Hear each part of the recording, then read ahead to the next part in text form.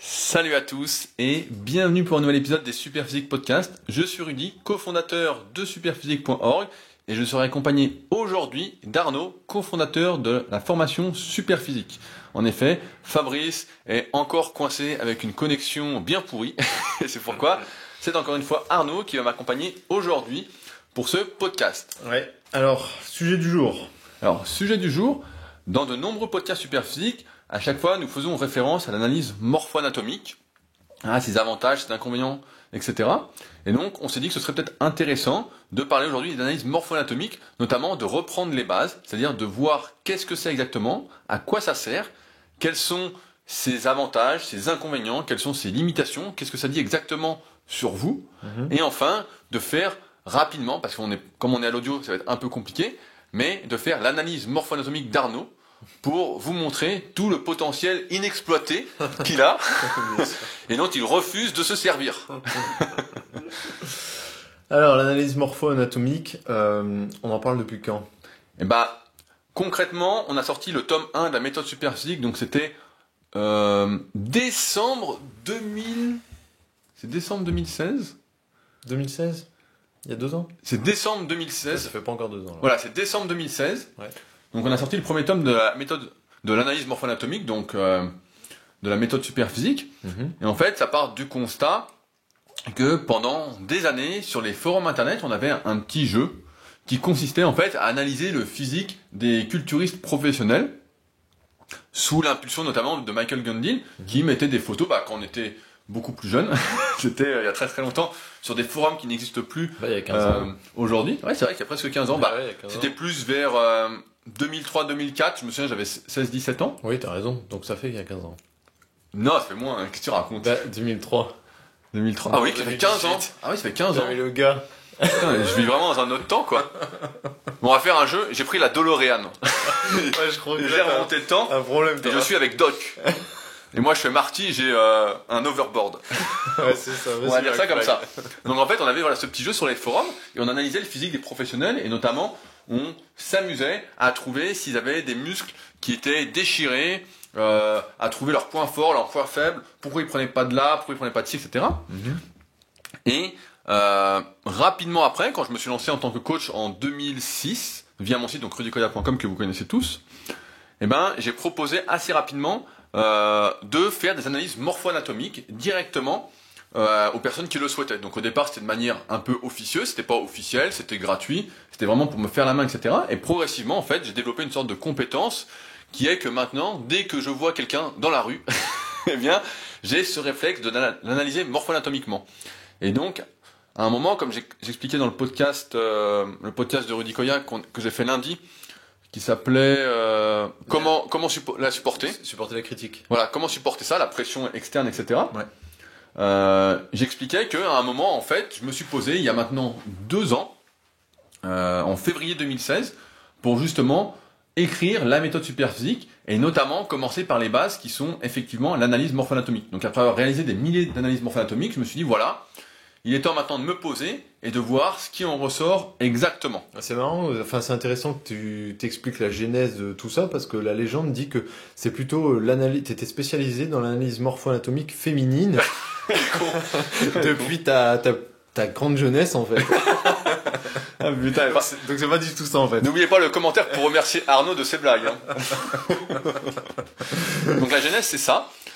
Et c'est vrai que c'est quelque chose qui est arrivé sur le devant de la scène il y a peu de temps et qui est pourtant connu depuis très très longtemps. On en reparlera après pour voir quelles sont un peu ses limitations, et notamment avec l'analyse d'Arnaud, pour voir qu'en fait, il y a déjà 50 ans, on en parlait déjà, c'est juste que progressivement ça s'est popularisé et qu'à force de faire des analyses, j'ai essayé de codifier cette méthode pour la rendre accessible à tous et fonctionnelle. En fait, le corps humain, pour quelqu'un qui n'est pas sensibilisé à ces notions-là, et encore moins à la muscu ou même au sport, pour un sédentaire, ça se définit comment ? D'abord le sexe de l'individu, la taille et le poids. Et c'est tout. Ça se limite à ça. À la limite, sa pointure de pied, et puis voilà, c'est tout. Parce que moi, je vois, quand je parle à l'escalade avec quelqu'un, même quelqu'un d'un bon niveau, je lui dis, toi, t'as les bras plus longs, donc tu peux attraper les prises un peu plus loin. Et il me dit, non, on fait la même taille, toi et moi. Je dis oui, mais on fait la même taille, mais à taille égale, tu peux avoir des jambes plus longues ou un buste plus court. Et au final, en taille globale, on fera la même taille. Et les gens me regardent et ne comprennent pas. Ils me disent, bah non, on est tous pareils, on a 2 bras, 2 jambes. Bah, c'est vrai voilà. qu'en dehors de la musculation, notamment si vous suivez Superphysique, etc., et nos travaux, bah, c'est vrai que c'est très peu abordé, même si ça l'est de plus en plus, notamment bah, depuis qu'on a sorti le tome 1 et le tome 2. Mais c'est vrai que dans la plupart des autres sports, en fait, on ne tient pas compte de la morpho-anatomie des personnes pour déterminer ce pourquoi ils sont faits. Moi, j'ai un bon exemple, c'est dans le kayak. Ouais. C'est dans le kayak. Donc, comme vous le savez, comme vous le savez pas, je suis aussi passionné, entre guillemets, un petit passionné de kayak, de course en ligne, et de surf-ski. Et donc, j'aime bien, comme je vous disais, j'ai une déformation pour analyser les gens. Et donc, je me suis rendu compte qu'au kayak, ceux qui performaient, ceux qui étaient champions, avaient tous le même morphotype. C'est comme au basket. Vous voyez que la plupart des individus ont pratiquement tous la même morpho-anatomie. Je me souviens du livre Le gène du sport, dont j'avais parlé dans une vidéo, où dedans, justement, ils expliquent qu'au basket, à un moment, ils sélectionnaient, et c'est peut-être toujours le cas, les basketteurs suivant leur envergure. Ouais. S'ils n'avaient pas une envergure qui dépassait de moins 10 cm leur taille, on leur disait, non, c'est mort, quoi. Et c'était une manière de détecter les meilleurs basketteurs. Et donc, au kayak, de ce que j'ai analysé, c'est qu'il faut un buste long, pas forcément des jambes longues et des bras longs. Si on a le buste long et les bras longs, on va pouvoir aller chercher vraiment devant et on va pouvoir vraiment tirer plus fort que le mec qui a les bras courts et puis le buste court. Et si vous venez, ceux qui nous écoutent, qui sont spécialistes dans un sport, dans toutes les disciplines, à force, l'écrémage se fait par un petit peu le même morphotype de la personne à haut niveau. Ah oui, à haut niveau. Alors après, il y a toujours des exceptions et on va le voir juste après. Mais la règle générale, c'est qu'on tend tous à exceller de base dans une ou plusieurs disciplines où notre morpho-anatomie nous prédispose. Il n'y a pas de miracle pour la plupart des individus, il y en a que très très peu. Est-ce que de ce que tu en connais, de ce que tu en vois dans le kayak, un morphotype particulièrement serait rédhibitoire et ce serait même pas la peine d'essayer de percer dans le kayak? Je sais pas, j'ai envie de dire que si tu as les bras très courts et le buste court en comparaison des jambes, ça va pas donner grand chose. Et qu'en plus t'es pas très grand, parce que si t'es grand, par exemple comme moi qui fait 1m95 et que t'as le buste court et des jambes longues, c'est court relativement parlant, ça reste quand même assez long. Maintenant, si tu fais 1m70 et que tu es, par exemple, dit lézard, suivant le tome 1 de la méthode Superphysique. Buste court, c'est-à-dire t'as les jambes assez longues, mais buste court. Buste court et en même temps les bras courts. C'est pas super pour le kayak. Ouais, j'ai envie de te dire, ça va être compliqué, quoi. Tu ne pourras pas aller chercher devant. Ok, oui. Donc là, tu n'auras aucune force. Donc si tu pagayais et t'es juste au niveau de tes genoux, t'as aucune force, tu vas pas avancer, quoi. Ouais, exact. Ouais, ok, je vois. Donc c'est plutôt un sport qui est réservé à ceux qui sont longs et grands. Est-ce que dans la muscu, tout le monde peut s'en sortir pour autant? Oui, après la musculation c'est différent. Du moins, nous, comment on l'envisage, notamment dans ces podcasts, où on s'adresse à des personnes qui sont comme vous en général, qui veulent se transformer physiquement, qui veulent soit perdre du poids, soit prendre du muscle, qui ne visent pas particulièrement la compétition culturiste, qui ne visent pas à être Monsieur Univers, etc.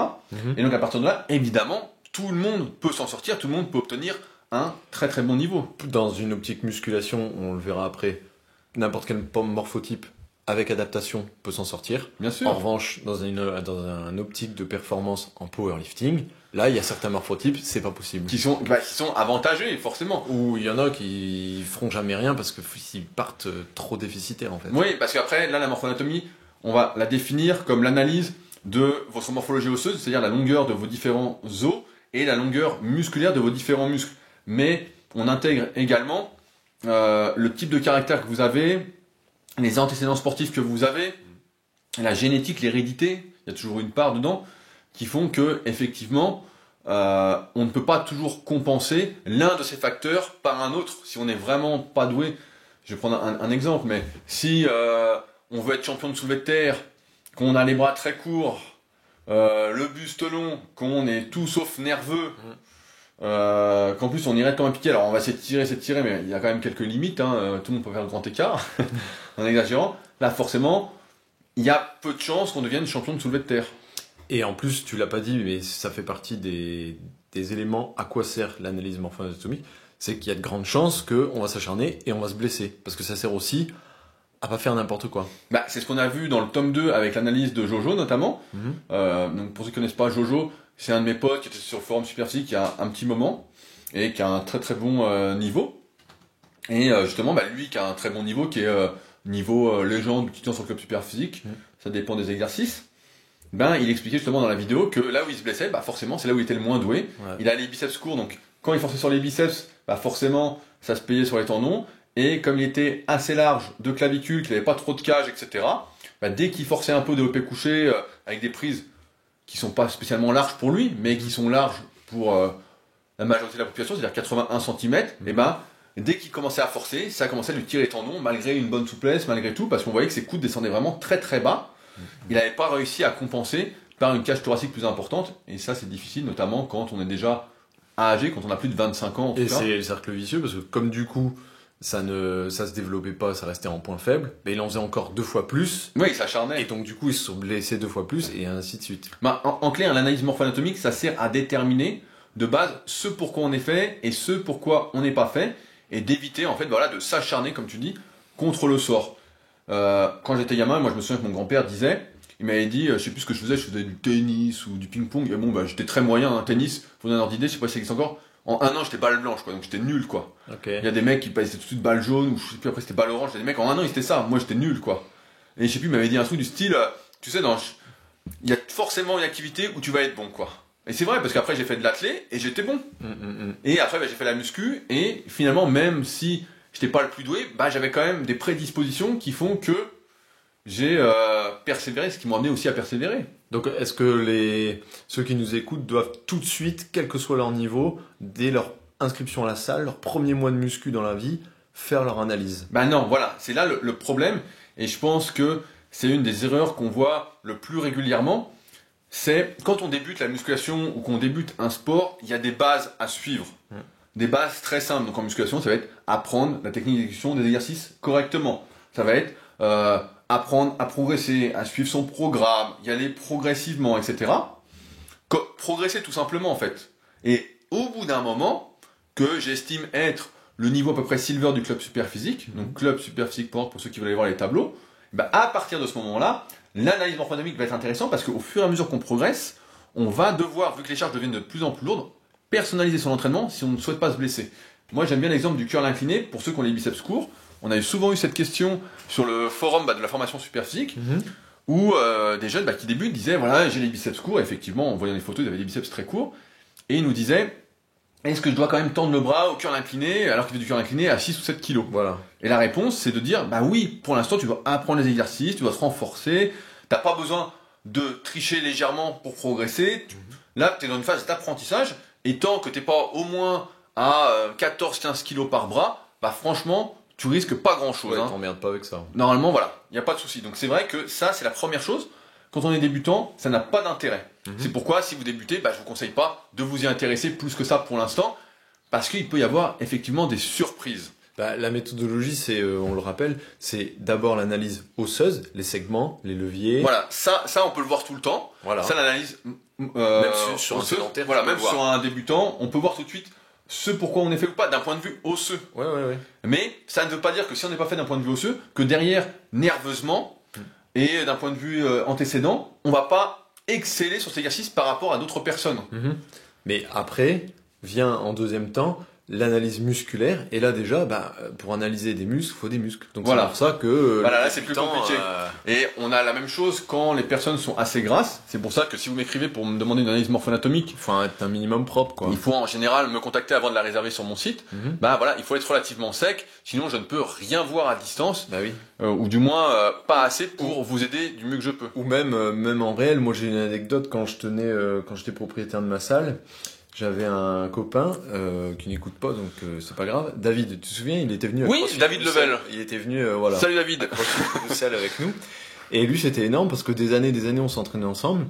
Et il a toujours pensé qu'il avait les mêmes triceps que toi, mais pour de vrai, aussi court. Mais il était bien gras, c'est-à-dire que ça faisait les bras poteaux. J'ai une autre anecdote après. Tu sais, moi, je dis toujours les bras poteaux. Quand le mec. Un peu comme toi. Certainement pas. Les doubles biceps, tu vois même pas la différence entre son triceps et son biceps. Il y en a plein comme ça. Il y a même des youtubeurs comme ça. Et un jour, pour de vrai, il force un peu et il arrive à sécher un peu. Et là, on se rend compte qu'en fait, il a pas du tout les triceps courts. C'est juste qu'ils étaient noyés dans une tonne de gras et qu'en fait, il avait les triceps pas extrêmement longs, avec les portions, le bas de la portion pas très développé. Mais il était pas du tout court comme toi. J'ai un exemple, c'est Coston. Alors, vous n'êtes peut-être pas connu Coston. Coston, je sais pas si tu m'écoutes, sinon salut. Eric. Et c'est vrai que quand il était jeune, comme on se réunissait tous les étés avec la team super physique sur Toulon, lui était un peu gras, il débutait, mais bon, il progressait, quoi. Ça servait à rien de sécher à fond dès le début, quoi. Et quand on avait le triceps, c'est vrai qu'on voyait pas trop son triceps. Et on se disait, bon, putain, il a pas trop de triceps, tu sais. Mais vraiment. Je disais, toi, t'as le je disais, je me connaissais moins que maintenant dans les morphologies, je disais, putain, t'as le triceps comme Dexter Jackson, quoi. T'as une grosse plaque tendineuse, et ça cache le triceps, quoi. Et un jour, il a séché, l'année d'après, il a séché. Et quand il a séché, bah, on a vu son triceps qui était long, qui était bien, et en fait, c'était du gras qui recouvrait son tendon, en fait. Le fer à cheval est apparu, quoi. Ouais, il est apparu, et c'est vrai que, putain, je me souviens, on avait bien rigolé, quoi. Et moi, je suis sûr qu'il y a beaucoup dans cette optique-là, il y a beaucoup de biceps courts qui s'ignorent. Parce que, vrai ou faux? Oui, c'est vrai, parce que les mecs sont tellement gras qu'ils se rendent pas compte, et le jour où ils vont sécher, ils vont dire, ah, mais en fait, je peux passer 2, 3 doigts, une main, il est hyper court, mon triceps.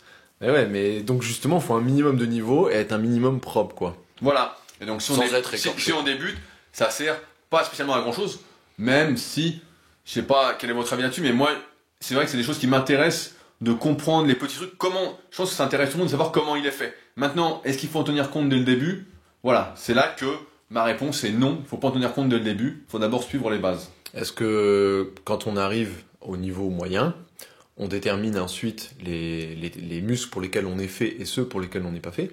Donc ça peut être bien à plusieurs sens, ça peut aussi être bien pour pas perdre son temps et s'acharner pendant 10 ans sur un muscle qui ne viendra pas.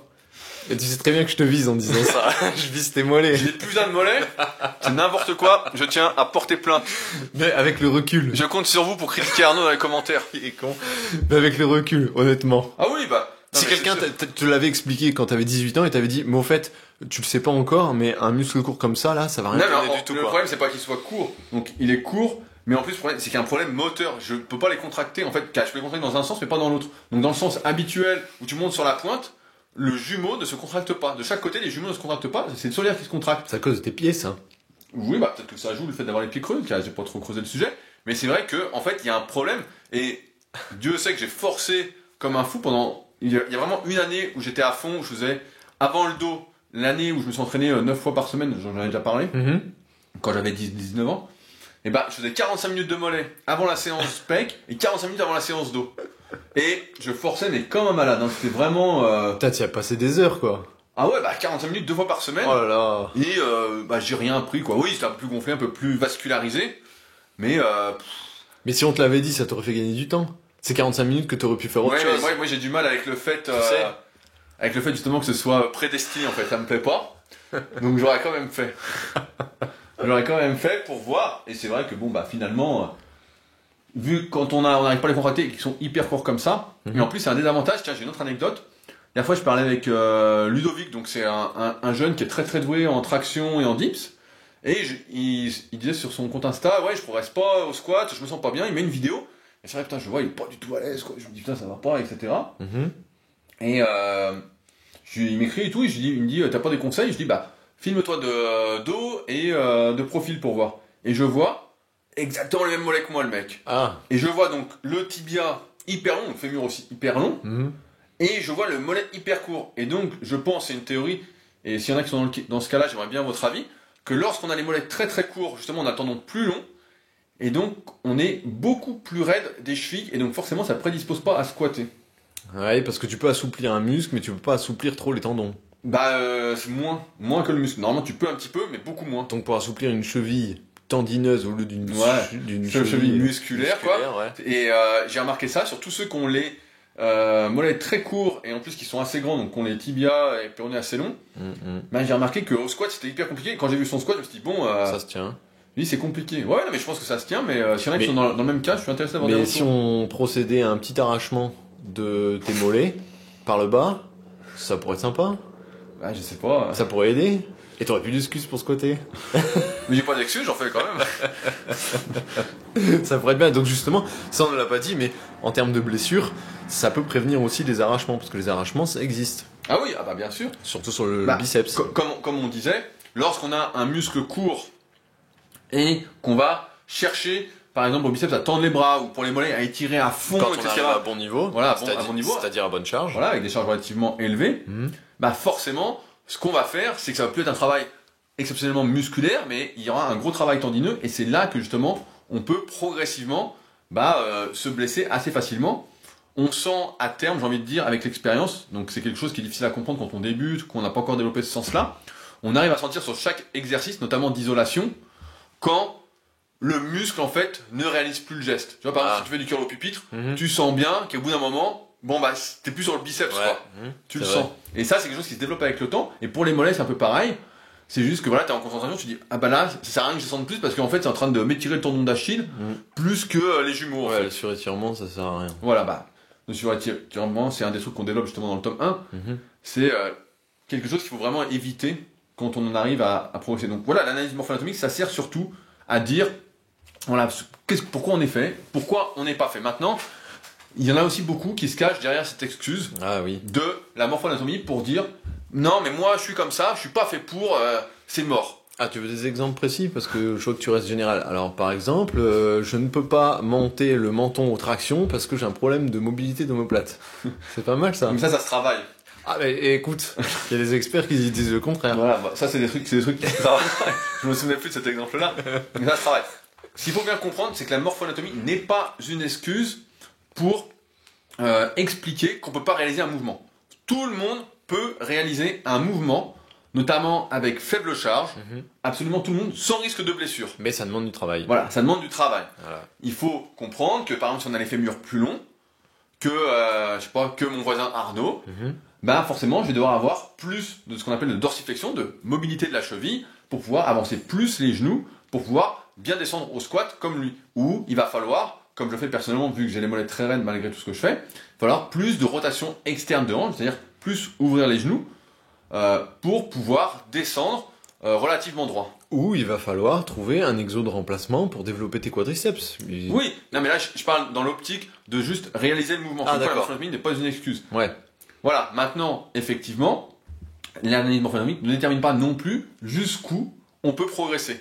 Ça ne dit pas, voilà, tu as les triceps courts, tu ne peux pas avoir des gros triceps. Je pense que j'en suis un bon exemple là-dessus. J'ai les triceps courts et ils sont pas si fins que ça. Ah oui, ils ont toujours été courts. Je pensais que c'était justement que c'était arraché en fait. Admire un peu, tu vois. Je vois que t'as les yeux qui brillent. Dans le gras, qu'est-ce que tu veux que je vois? Ouais, dans le gras. Il est fou lui. Putain, je suis sec comme je sais pas quoi. Quel jaloux. Bien sûr. Ouais. Arnaud est contre moi aujourd'hui. Donc voilà, ça ne permet pas de déterminer le potentiel exact qu'on a. Ça permet de dire par contre que on va devoir faire ci ou ça pour compenser sa morphologie osseuse, ou ci et ça pour adapter son entraînement, c'est-à-dire l'amplitude ou le choix de ses exercices pour travailler et développer ses muscles. Parce que, et tout à l'heure on a parlé pour les débutants. Pour taper dans le bon muscle. Ouais. Voilà, tout à l'heure on a parlé des débutants qui ne devaient pas s'analyser. J'ai oublié où je voulais en venir. Voilà, quand on est débutant, comme on peut juste faire son analyse morphologique, on ne sait pas encore, malgré des muscles courts, s'ils vont se développer ou pas. Parce que il y a plusieurs facteurs qui sont importants à prendre en compte, notamment pour la performance, qui sont l'impact du système nerveux. On sait que dans une performance de force, le système nerveux est prédominant, du moins sur le court et moyen terme. À long terme, il faut de la masse musculaire, et plus on en a, plus on a un potentiel de force à exploiter.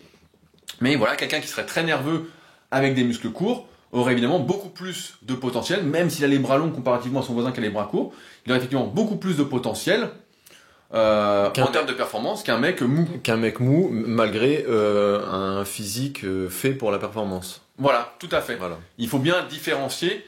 C'est pour ça que c'est vraiment un assemblage, cette morpho-anatomie. C'est pas seulement, en tout cas de mon point de vue, c'est pas seulement la morphologie osseuse et l'anatomie musculaire. Et c'est marrant qu'on parle de ça parce que justement dans le bouquin, je crois que j'en ai parlé. Je sais pas si j'en ai parlé, mais dans le bouquin que Yanis m'a envoyé il y a quelques semaines, qui s'appelait Entraînement athlétique, donc que j'ai lu. Merci au fait Yanis pour le cadeau encore une fois. Et dedans, il y a Lucien de Meillas qui a écrit le livre, qui parle justement des différences nerveuses en fonction des individus, et lui il classe les individus selon 4 types. Ok. Et donc c'est intéressant parce que c'est exactement là où moi j'en arrive au fil du temps, où moi je détermine plutôt 3 types qu'on va bientôt voir ensemble sur la formation Super Cycle justement, qu'on abordera les cycles de progression, parce que pour moi c'est un facteur très très important pour personnaliser ces cycles de progression à terme. Mais ça, c'est quelque chose qui joue énormément. Quelqu'un de très nerveux, tu vois, ce matin, j'ai vu Pierre, donc pareil, qui avait fait un coaching premium il y a un petit moment. Nerveux ou pas nerveux, Pierre? Justement, pas nerveux. Parce que justement, il est trop dans la réflexion. Et on voit qu'il essaie de tout analyser, etc. Et on sent vite si on est nerveux ou pas. nous on est deux exemples opposés. Moi, je suis pas nerveux du tout. En fait, moi, je le détecte par rapport à l'écart que je peux avoir sur un 20 RM et un 1 RM. Tu vois? Bah toi c'est pratiquement pareil. Ben ouais, mais l'écart est très réduit en termes de poids. Alors que toi, ça va pas être la même, quoi. Bah c'est ce que j'expliquais à Pierre tout à l'heure, je lui disais, toi quand je te vois t'entraîner, je pense que t'as pas trop d'intérêt justement à descendre en série trop courte. Et il m'expliquait justement au coucher sur son cycle, quand il était passé en série de 6, bah il a tenu que 2 semaines. Et je dis, bah moi c'est l'inverse, je dis moi quand je passe en série de 6, je tiens très longtemps. Bah oui. C'est là où j'explose et où ça va. Et ça se transpose, on le voit en ce moment parce qu'on discute beaucoup tous les deux sur d'autres sports, ça se voit sur toutes les disciplines en fait. Toi qui es très nerveux, très explosif, bah quand tu faisais de l'athlé, tu faisais pas des 42 km. Ah non, moi j'aimais pas du tout les crosses en plus. Voilà, toi t'étais champion du 60 mètres en salle quoi. J'ai pas fait de salle. Si, j'ai fait une fois de la salle.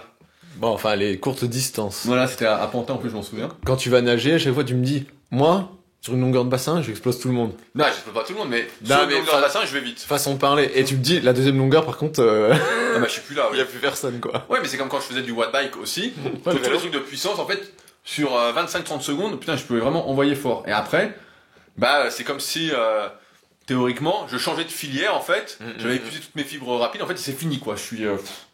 Il y a une coupure, en fait, une coupure de courant.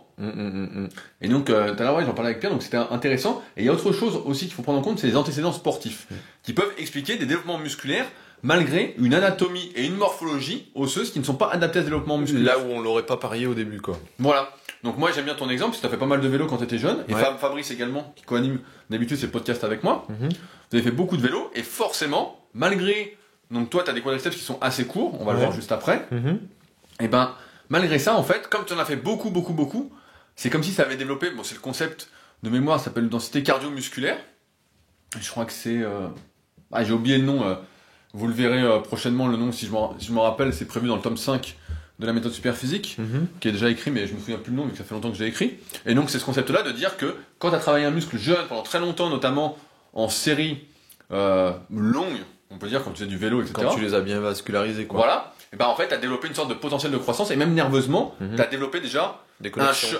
des connexions, un chemin moteur préférentiel qui fait que le muscle va être plus facilement recruté. Alors qu'à l'inverse, il aurait été beaucoup moins bien recruté, tu vas peut-être pour Ouais. prendre dans les fessiers, etc. Maintenant avec le recul, j'ai des bons quads, j'ai des bonnes cuisses, mais esthétiquement, en termes de force, Ah oui, c'est pas non plus non, voilà. exceptionnel. Ouais, ça n'a pas compensé, ouais. Ça n'a pas fonctionné. Même ça fait des bonnes perfs. De mémoire, t'avais fait 10 à 110 au squat. Ouais, 10 à 110 au squat pour 65 kilos. Ouais, voilà, donc c'est quand même une bonne perf, c'est presque... Ouais, Non, mais c'est quand même une bonne perf pour ton poids de corps, tu vois. Mais j'aurais été meilleur s'il y avait eu un barème sur 20 reps. C'est ça que je veux dire. Ah oui, Tu vois un peu oui, bien sûr. que là, 10 reps, je trouve ça déjà trop court pour moi, quoi, en fait. Ça me correspond pas trop. C'est pour ça que j'étais, dans les épreuves auxquelles j'ai participé, j'étais jamais trop mauvais sur les concours du club Superphysique. Ah ouais, parce que c'était un peu long. L'endurance, pour ça, il y a pas de souci. Et enfin, il y a l'hérédité, donc la génétique de base, moi ce que j'appelle ce qui nous est transmis, qui peut expliquer aussi que malgré une mauvaise morphoanatomie, donc c'est-à-dire osseux et musculaire, certains muscles se développent, alors que on pourrait penser au début que ça ne se fait pas. Ouais, c'est plus faible, ça, je pense. Hein. Oui, c'est plus faible. T'as une bonne ascendance, toi? On est plutôt nerveux. Aussi bien mon frère que mon père, on est très très nerveux, donc on voit que ça. On a tous les mollets très courts. Ouais. Ça s'est transmis. Mais par exemple, regarde, rien que la taille, ils sont pas si grands que ça. Ah, ta mère. Ouais, ma mère et puis mon frère est grand aussi, hein. Oui, non, mais par exemple, ton père est pas grand. Ouais, il est plus grand que toi quand même, hein. Il fait ma taille, non? Ouais, il est plus grand que toi. Ouais, mais je veux dire, il fait pas la tienne. Ça, t'es un vrai Il nain, fait toi, pas en fait. 1m95. Morphoanatomie d'Arnaud, c'est un nain. C'est pas grave, ça. C'est pas grave. Mal proportionné, je rajoute. Et encore une génération au-dessus, les grands-parents. Il y avait des grands, il y avait des... Ma grand-mère est grande. Ouais? Ah, donc ok. Ma grand-mère est grande, et puis un de mes grands-pères était grand aussi. Ok. Donc effectivement, ça joue pas mal. Après, pour conclure là-dessus, il faut également savoir que ce sont également des histoires de proportion, comme tu disais tout à l'heure. C'est-à-dire que on peut être grand avec les membres courts et on peut être petit avec les membres longs. Et que c'est pas juste on est grand, on est petit. Et c'est cette proportion-là qui va déterminer un peu ce pourquoi on est fait et ce pourquoi on est moins fait. Et en même temps, donc comme on le disait également, faire son analyse à partir d'un certain niveau, ça va permettre d'éviter de se blesser. Et c'est quand même très important à l'heure actuelle où la musculation s'est quand même énormément démocratisée, où c'est devenu une mode, que d'éviter de se blesser pour pouvoir être en forme, progresser, atteindre ses objectifs, etc. Donc c'est une raison de plus pour moi, lorsqu'on a passé le niveau débutant, de faire son analyse morpho-anatomique. Sinon, on passe à côté de quelque chose et on peut pas personnaliser son programme en connaissance de cause. On peut le personnaliser au hasard, ça c'est toujours possible, mais en connaissance de cause, c'est pas possible. Et puis sans faire de neurosciences, tout simplement, ça permet aussi de comprendre et d'expliquer pourquoi ce que mon voisin fait ne fonctionne pas sur moi. Ah oui. Tout simplement, parce que ça c'est la mode. Tout le monde copie ou prend le programme qui est accroché sur le mur de la salle. Tout le monde fait la même chose. Et puis il y a les super survivants ça va fonctionner. Et il y a les super pas de chance, ça va pas fonctionner. Surtout que la plupart d'entre nous, vous nous écoutez, on est plutôt les pas de chance. C'est 80%, même dans la vie réelle, c'est 80% de pas de chance et 20% d'élu. On peut développer un nouveau hashtag, team pas de chance. Et c'est marrant ce que tu dis, parce que tout à l'heure, justement, j'en parlais avec Eric, ça fait quelques jours qu'il m'en parle à la salle. Eric, je sais pas si tu nous écoutes. Et il me disait, ça fait pas rager les mecs, ils font n'importe quoi, ils forcent pas du tout, et puis ils ont des physiques de fou. Il dit, moi, et il parlait de lui, il dit, mais moi je m'entraîne et tout, j'essaye de bien faire, etc. Il dit, c'est hyper dur et tout. Et puis, il voyait justement Jaquette à la salle, qui fait, Jaquette, c'est un nouveau qui est avec nous, on rigole bien. Jaquette, il a un sacré potentiel. Il a trop de physique rapport à ce qu'il fait. Voilà. C'est un peu injuste. Pour celui qui galère, quoi. Il s'entraîne même s'il m'écoute un petit peu, il fait quand même beaucoup de choses. Il a fait les cuisses pour la première fois ce matin, ça y est. Ah, pour de vrai? Ça y est, il a fait 5 séries de presse, à 40. Okay. Mais il a commencé. Et donc, Jaquette, c'est son surnom, on va garder son nom secret. Et il fait les pecs 2 fois. Ouais. Et donc il fait mardi, jeudi pecs et biceps. Et le mercredi et vendredi, il fait dos. En fait, il fait un exo de dos. Mais il refait pec. Et il a fait triceps. Il fait les triceps et les épaules. Bah oui. Et donc il fait dips et tout. Il fait pec tout le temps, quoi. Il fait pec tout le temps. Et il a un sacré physique pour ce qu'il fait. Et Eric me disait, putain, tu te rends compte le physique qu'il a pour ce qu'il fait? Et je dis, ouais, mais tu regardes sur l'analyse, il a les pecs super longs, il a les biceps et triceps super longs, donc il a pas trop d'épaules. Mais je dis, voilà. Et après, c'est vrai que... Et surtout pour son âge, en plus. Oui, je sais pas quel âge il a 35-40 je pense. Ouais, 35-40, et ouais, il fait, on peut dire, un peu n'importe quoi, et franchement, il est vachement bien, quoi. Il progresse bien, là, tout à l'heure, il a passé des séries de 8 à 69 au coucher, là, et ça monte, là-dessus, il m'écoute sur quelques exemples. Tu sais, ça c'est toujours l'éternel, pas débat, mais il y a toujours eu 2 camps. Moi, j'ai toujours trouvé qu'il y avait le mec qui avait le plus de physique que ses perfs, et celui qui a des perfs monstrueuses, mais qui a pas le physique en rapport de ses perfs, en fait. Donc après il y en a qui sont équilibrés. Toi tu es assez équilibré. Pendant un temps j'étais beaucoup plus fort que mon physique. Ouais. Et au final, au fil du temps, mon physique s'est équilibré effectivement. Moi c'est totalement l'inverse. J'ai plus de physique que de perf. J'ai jamais eu de perf dans aucun. Si, au squat t'étais plutôt bon, traction t'étais plutôt bon aussi. Ouais, mais j'ai pas un dos démentiel, c'est ça que je veux dire. Ah oui, mais t'avais les bras qui allaient avec parce que ta morphoanatomie fait que tu étais fait pour les épaules et les bras. Ouais, je tractionne avec les bras plus qu'avec le dos. Oui, voilà. Et donc t'as été récompensé quand même. Okay. C'est juste que pour la plupart des individus, normalement tu fais traction, c'est égal dos. Et la morphoanatomie, ça permet justement d'expliquer pourquoi un tel se développe en faisant ci. Et toi, quand tu fais ça, tu développes autre chose. Malgré tous tes efforts, c'est que en fait c'est déjà inscrit, quoi. Alors, et tu peux pas vraiment influencer autant que les magazines te le disent ou certains spécialistes entre guillemets le développement de tes points faibles. Quand c'est un point faible, moi j'en connais. Voilà. Ça fait 20 ans qu'ils ont les mêmes points faibles. Ils s'acharnent dessus et de manière très correcte. De mon point de vue, et ils ont toujours les mêmes points faibles, ils sont toujours là-dessus. Donc au final, voilà, si ça fait plaisir, tant mieux. On a fait beaucoup d'articles et de vidéos là-dessus sur les points faibles, et ça fait une paire d'années qu'on dit que nous on a fait le parti de on bombarde sur les points forts, quoi. Autant devenir spécialiste entre guillemets d'un tu muscle. Vois, hier j'étais en train de lire, j'ai attaqué un livre qui s'appelle Personnel MBA, et justement dedans il y a dans l'introduction, il explique justement que encore une fois. C'est marrant, dans tous les livres que je lis, tous les mecs comme ça disent la même chose, qu'il faut persévérer sur ses points forts et éviter d'essayer de s'équilibrer parce que dans ce cas-là, on perd du temps et justement on change son profil et on est moins bon, quoi. Ouais, et je crois que c'est dans le bouquin sur le vélo aussi que tu m'as filé là, mon père m'a filé cyclo-coach, pareil, ils disent ça à un moment, ils disent voilà, vous êtes comme ça, si vous êtes plutôt explosif, continuez à être plus explosif, sinon vous allez perdre une partie de ça et puis ça va être... Oui, parce que tu fais ton profil de puissance et il détermine si t'es fort sur l'effort de 5 secondes, de 1 minute, 3 minutes, 20 minutes ou 1 heure. Et donc ta courbe elle est ou montante ou descendante. Donc toi, tu vas... moi, je suis rond partout. Ta courbe elle va être descendante parce que t'es énorme au début et puis après ça s'éteint petit à petit. Et à moins, comme ils disent, à moins de faire, et encore ça se défend, de faire des courses en compétition où il faut être un peu pas trop mauvais nulle part en fait, t'as aucun intérêt. Donc là, c'est la même chose pour nous. À moins de monter sur un podium culturiste, Bah, il y a aucun intérêt à se faire chier avec des détails qui ne viendront jamais. Bah, Quoi. surtout que le culturiste, le meilleur culturiste, c'est celui qui n'a que des points forts. Hein. Ouais, qui à la base. Tout le long, Et à la bonne morphologie voilà. osseuse, résiste aux blessures. il n'est pas obligé de perdre son temps 45 minutes 2 fois par semaine sur une qui, connerie. qui sèche sans perdre de muscle du tout, sans perdre de perf. Quand il grossit, prend presque pas de gras de manière un peu partout. C'est vrai. C'est celui que tu vois sur scène, bah, il n'y a aucun point faible. Ouais, c'est le mec, voilà. Bah, après, il y a toujours des mecs qui chipotent et il a des points faibles. Non, mais ça reste. Ok, et donc on termine, tu veux faire mon analyse? Tout à fait. Alors, je vais raconter une anecdote. Oui. Il y a quelques années, donc je crois que c'est juste avant qu'on ouvre le Super Physique Gym, Ouais. on avait fait une sorte d'avant-première, avant justement que je sorte le tome 1 de la méthode Super Physique, que je codifie l'analyse morpho-anatomique, avec justement avec Val, Ah donc oui. 4 mètres avant après, Ouais. avec Dim, Ouais. avec Street, donc je gère la boutique Super Physique, Ouais.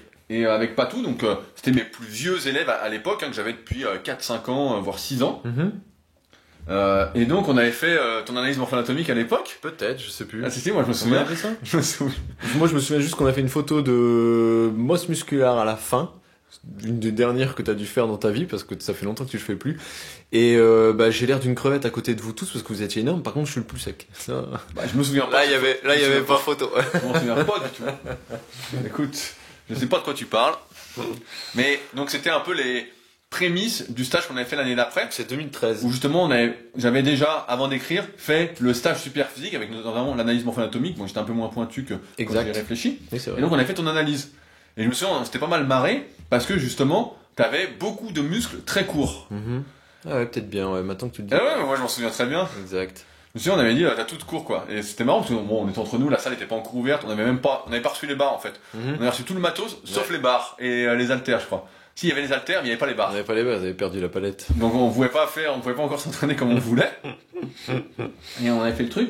Et donc, c'était intéressant parce que souvent on dit, de mon expérience à force de faire des analyses, on voit qu'en général, bah voilà, il y a une prédominance de certains muscles comparativement à d'autres et que personne n'a les muscles qui a tous les muscles courts ou tous les muscles longs. Alors après, il y a des exceptions comme Culturiste Pro et il doit bien y avoir quelqu'un qui a tous les muscles courts. Et en faisant ton analyse, on s'était rendu compte que bah t'étais presque à avoir tous les muscles courts. Bah, quasiment, ouais. Quasiment, sauf Et ça n'a pas changé. t'as pas réussi à les allonger. Ben non. C'est vrai qu'en faisant des étirements, on pouvait allonger ses muscles. Oui, une fois qu'il a arraché, tu peux négocier avec le chirurgien pour qu'il rattache plus loin. Mais c'est souvent plus court que plus long. Et donc, on a fait ton analyse et on s'était rendu compte que voilà, t'avais quelques muscles longs, donc ils sont assez faciles, Bah, mais qu'il n'y en a pas beaucoup. pour que vous puissiez suivre quand même, vous regardez toutes les photos sur mon Instagram en même temps, tu me mettras un On lien. mettra un lien sous le podcast. Voilà, pour voir, bah là, il y a toutes les poses, donc comme ça, vous verrez. Et donc, il y avait les triceps et les deltoïdes qui étaient longs. Ouais. Il y avait le long supinateur qui était un peu plus long que le biceps, parce que t'avais les biceps très courts. Tu avais les fessiers assez longs, Ouais. le grand rond qui était assez long, Ah oui, bah ça, oui. et t'avais les jumeaux des mollets qui étaient un peu plus longs que la norme. Ouais, normal. Mais alors, dorsaux, Bah- grand dorsal, inexistant. Bah, très très court. Ah ouais. Et des deux côtés, d'ailleurs. Donc, aussi bien au niveau de l'épaule que au niveau du bas du dos. Donc, en général, un grand dorsal long, bah, c'est que il va loin sous le bras, il s'insère bien en oblique, puis il descend presque jusqu'à la taille. Les pecs qui sont tellement courts qu'on voit l'abdomen qui est hyper long. Ce qui fait que tu peux dire que t'as des abdos. Ouais. Parce que sinon, tu pourrais rien dire. hein. Bien sûr, ouais. Bah, Cela dit, pour autant, j'ai pas 4 ou... J'ai pas 4 abdos de chaque côté, j'en ai pas 8. Hein. C'est vrai? T'es si gras que ça? Mais non, il est con. Ouais, parce que pareil, le nombre de terminaisons, d'insertions tendineuses, Ouais.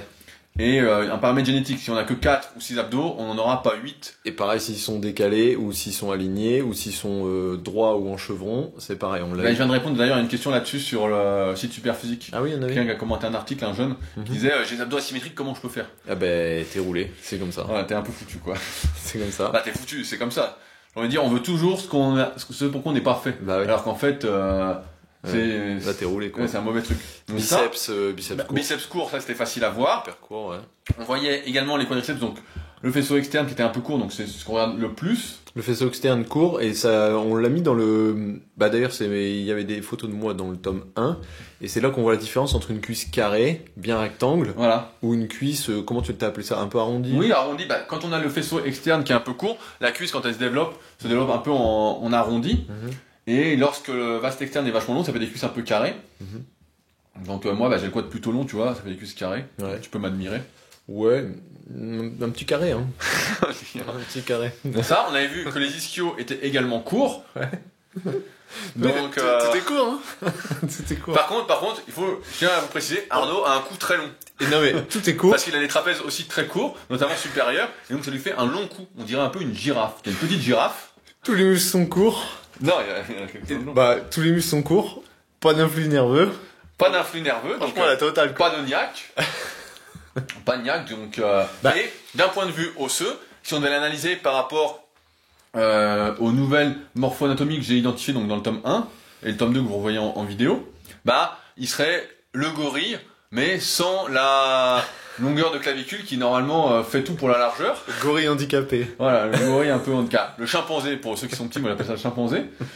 On dirait la guionon pour Arnaud, mais et donc avec des bras, donc clavicule courte, les bras très longs, le buste long et des fémurs assez courts en comparaison des tibias, qui fait que si on analyse, bah effectivement ces perfo squats s'expliquent, ces perfo cuisses, parce que forcément il a un bon levier et il a le fessier assez long et le quadriceps il s'en sort grâce à ses antécédents de vélo.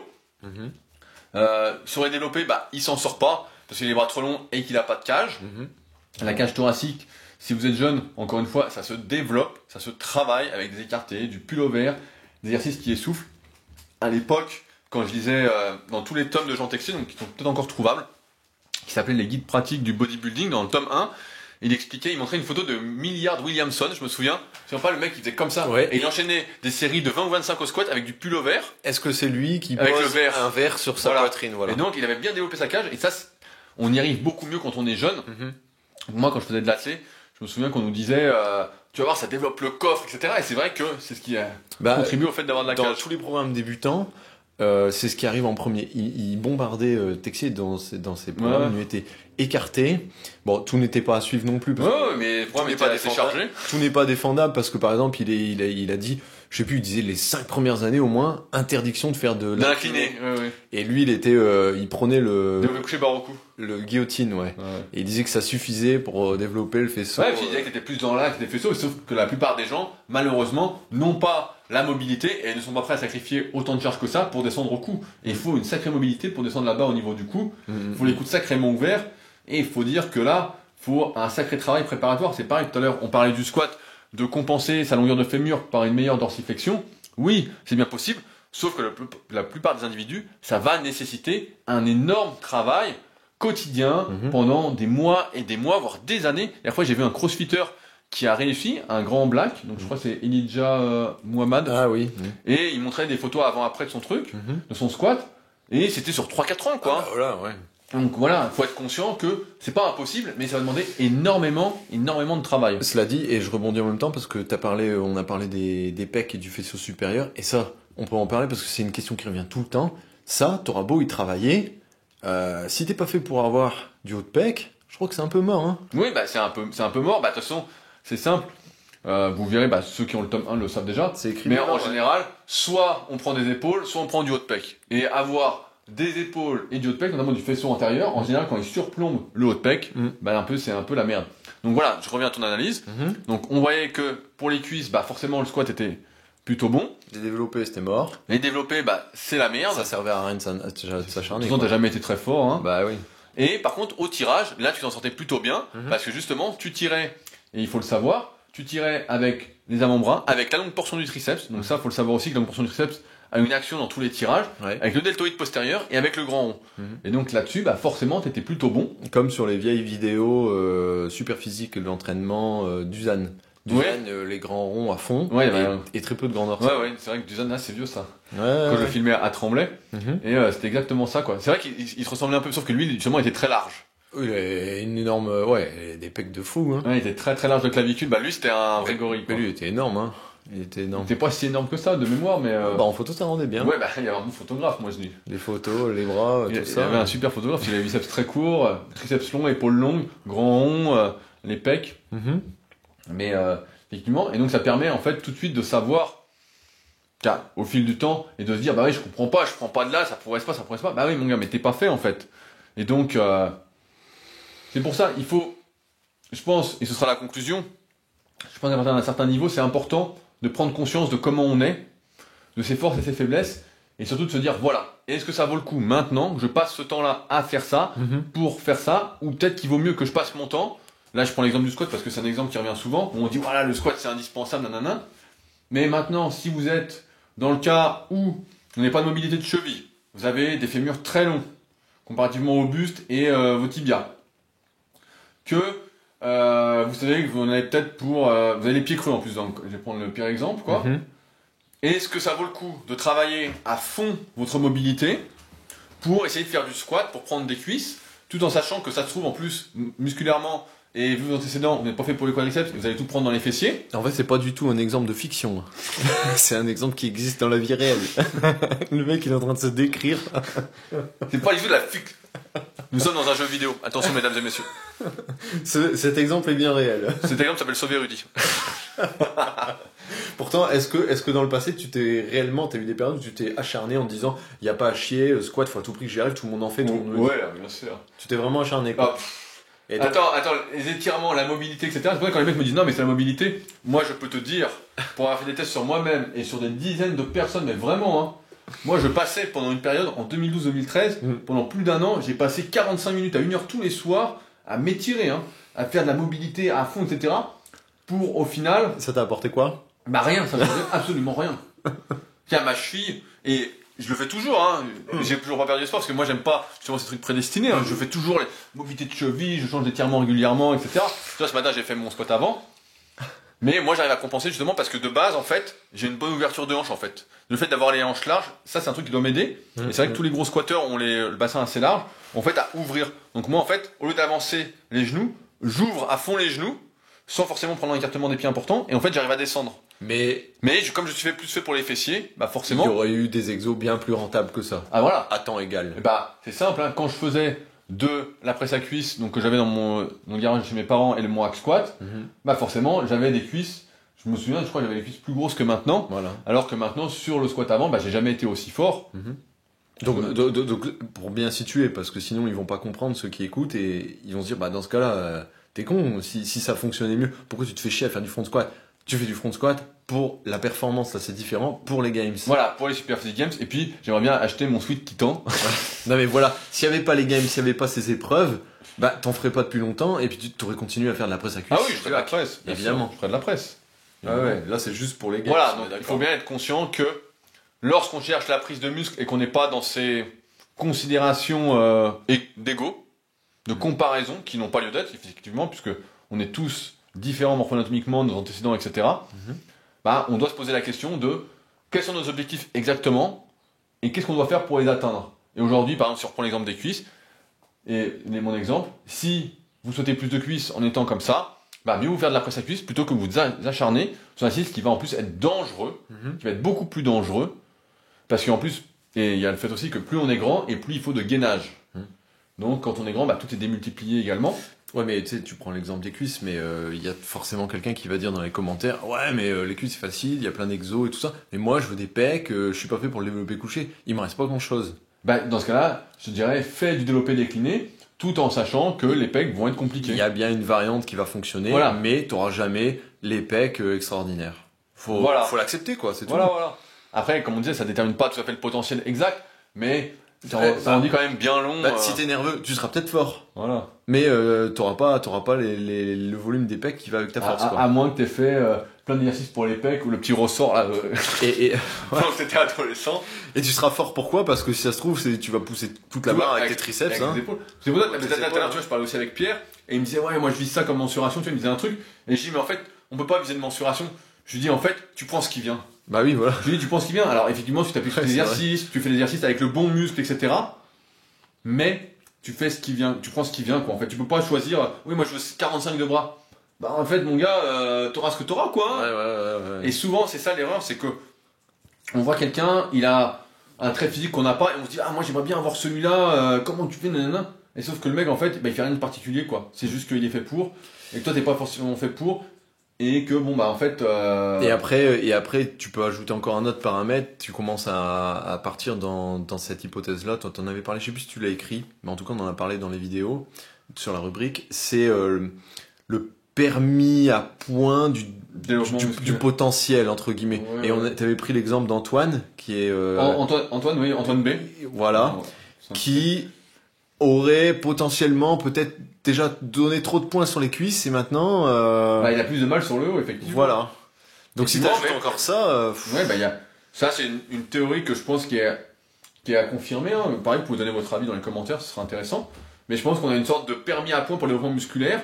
Et qu'une fois on a développé, par exemple, je sais pas, c'est 100 points, bah, en fait, c'est fini, quoi. D'où une raison de plus, peut-être, pour ceux qui veulent essayer de compenser leurs points faibles, de faire l'analyse morphoatomique une fois le stade débutant passé assez rapidement pour orienter leur entraînement. Quoi. oui, en fait, c'est la redistribution des points qui est pas possible. Voilà. Une fois que tu les as distribués à Ah, droite, voilà, à là, gauche, c'est fini.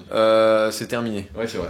Donc si t'as plus de bas de corps, mais ça va être compliqué De toute façon, d'inverser la tendance. ils avaient déterminé pas mal de morphotypes un peu comme ça, hein, comme les gens qui sont faits pour les bras et pour les cuisses, ceux qui sont plus faits pour les épaules que les pecs, ceux qui sont plus faits pour les biceps que le grand dorsal, parce que pareil, souvent il y a des relations inverses malheureusement entre les agonistes. Donc, et là il y a une relation un peu inverse. On voit Tom Platz par exemple, Ouais.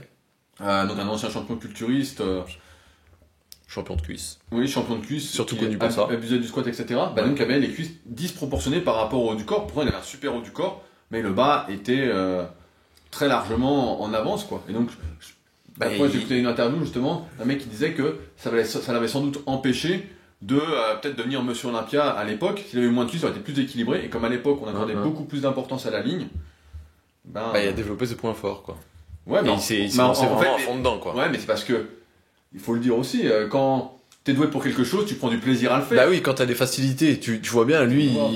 certainement chaque année, il voyait ses cuisses prendre des centimètres. Donc forcément, pourquoi s'arrêter? C'est tellement facile. Voilà, et puis c'est pas facile, mais c'est plaisant. Ouais. Quand tu fais quelque chose et que t'es récompensé, alors que quand tu fais quelque chose et que t'es pas récompensé, à un moment tu dis bon, bah j'arrête. Tu vois, j'en parlais dans je sais plus quel podcast aussi, je crois qu'il y a 2 podcasts dans le mien, dans le podcast de Rudy Koya.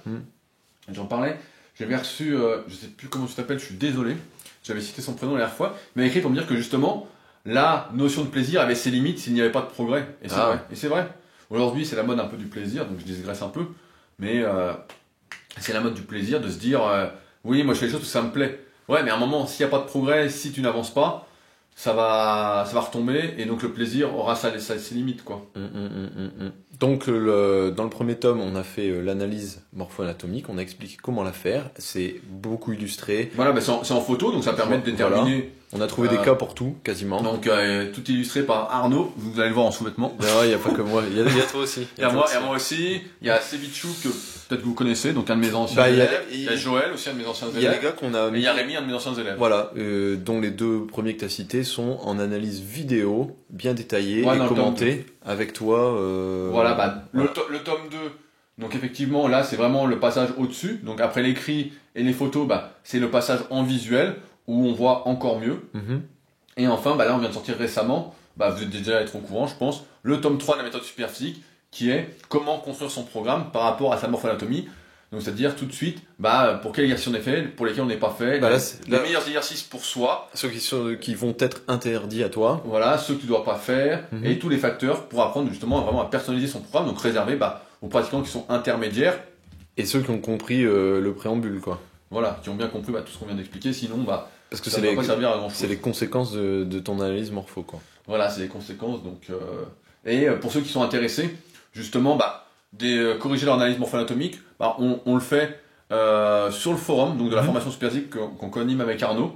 Il suffit d'avoir le tome 2, donc d'attendre les premières semaines de formation, et ensuite de poster votre analyse, et on vous la corrigera, bien sûr, avec plaisir, sans aucun souci. Nous, on est plus dans l'optique, justement, de cette démarche d'apprendre ensemble, plutôt que le fait de m'acheter une analyse morpho-anatomique. Je préfère plutôt vous transmettre tout le savoir, et en plus ça vous coûtera moins cher, je tiens à le dire. Ça vous coûtera beaucoup moins cher que de prendre une analyse morpho-anatomique sans comprendre exactement de quoi il en est. Mieux vaut intégrer les choses pour pouvoir les appliquer plutôt que juste les entendre. Là, ça marche moins bien, donc c'est pourquoi, si ça vous intéresse, on vous met, comme d'habitude, les liens sous le podcast, ainsi que le lien d'Instagram d'Arnaud. Pour ceux qui veulent aller plus loin. Je remets un lien également pour ceux qui ne sont pas encore abonnés à ma newsletter. Parce que si vous y êtes abonné, vous avez un petit cadeau. Tu as 2 petits cadeaux. Et il y en a un qui peut vous intéresser. C'est une réduction sur le tome 1 de la méthode Superphysique. Ok.